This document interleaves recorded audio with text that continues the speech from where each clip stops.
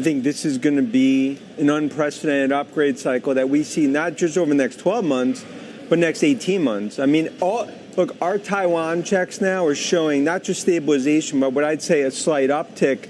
That's important because China, which has been the headwind, now starts to become a tailwind. I think June's going to be the last negative quarter for China.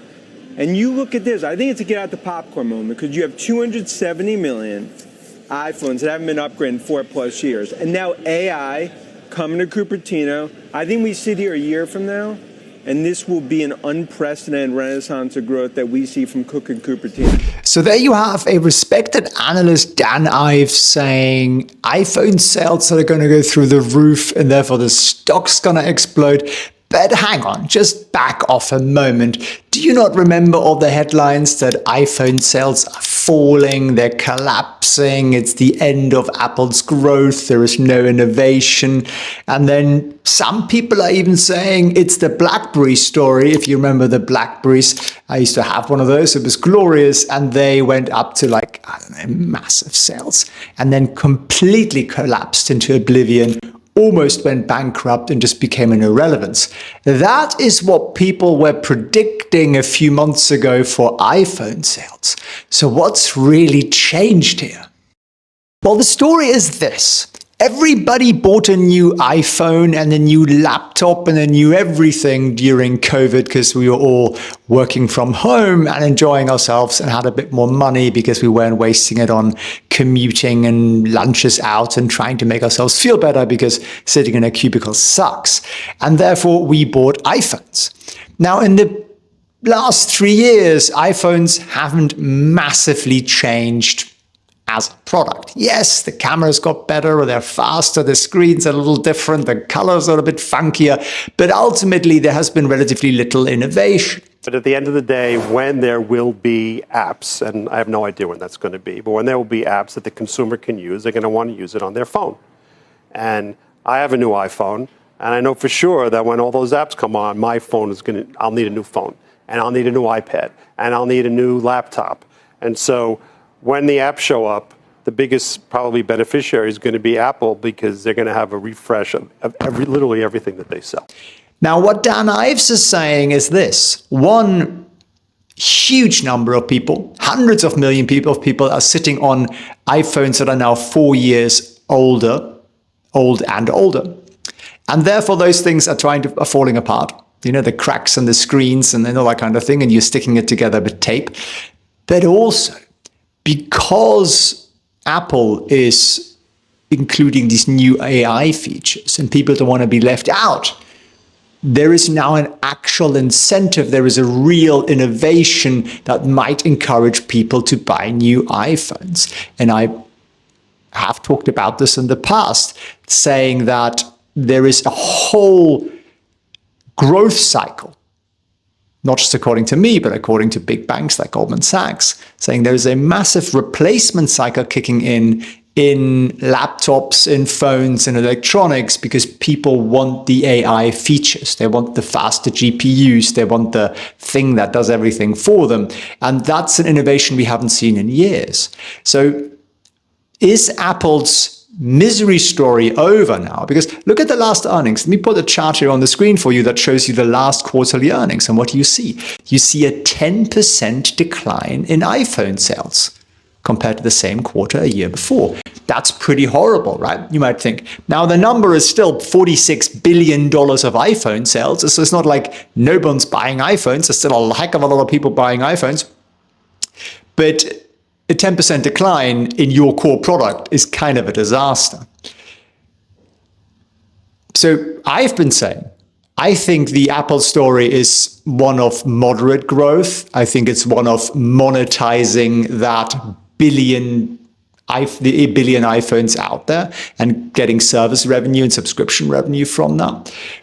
But if Apple comes out with an iPhone that is sufficiently impactful, that people want that AI thing so badly that they'll actually go and buy a new one, you will actually stop the end of this decline. You go back to initially zero and then potentially even growth.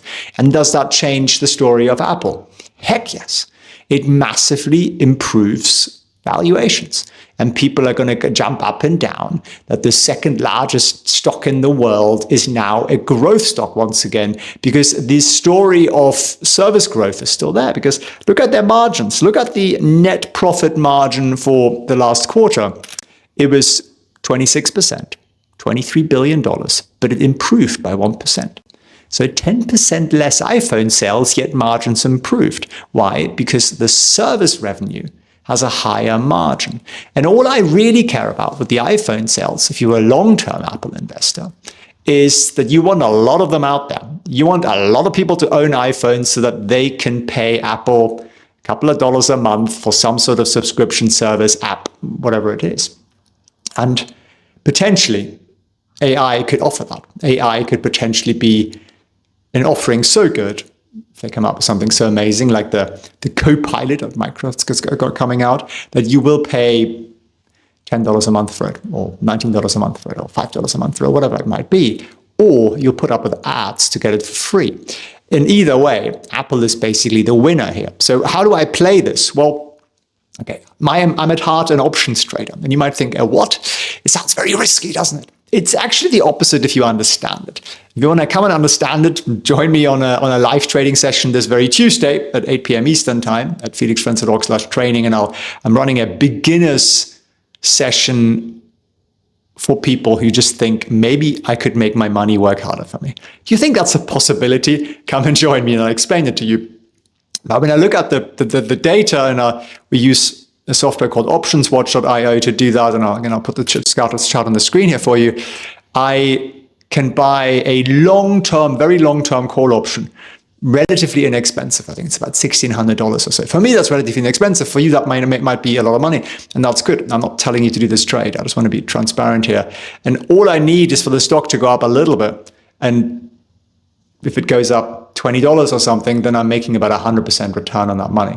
And my risk is defined, my risk is limited, and I've got additional steps to have automated risk management.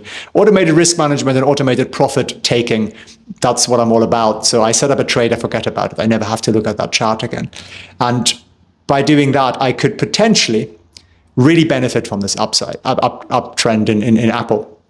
And if it doesn't go up, I'm probably down $200 or something like that. It's a very, very, very low risk setup if you really understand what you're doing. If you don't, crying out loud, don't do it. You have to learn first, right? You don't just say, I want to drive, and you just break into a car down the road and you just take it on a spin on the highway and you go, I'm going to get really good at this by going really, really fast. No, you don't do that. You get a coach, you get a driving instructor, and you learn, and that way you don't go to jail. And if you don't want to go to financial jail, then you need to do exactly the same thing when you learn how to use your money. But am I turning more bullish on Apple? Yes, I am. Do I need Apple to go up monstrously to make money out of it? No. With these kind of trades, I just need a little bit of a movement. And for my long-term holdings in Apple, I'm going to not really change anything there. I'm probably going to keep adding to that gradually, as I do every week, every month. And I'm liking this innovation cycle, because innovation is what makes people spend money, is what makes things more efficient. It was what makes companies more profitable. And for me, AI is that. It's not some up in the air fancy thing. It's very, very real. It allows companies to operate more efficiently.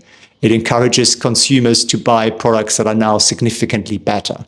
And I think we're just at the beginning of that. And I'm excited about that as an investor, as a trader. And I think you should be too. If you enjoyed this video, you know what to do. Share it with a friend. And I look forward to seeing you on the live training session at felixfriends.org/training. It's completely free. You don't need to know a thing. And you will walk away with my whole playbook, the whole rule book, for free. See you there. I set out on a mission to find an industry and then companies and stocks that I could buy and hold forever.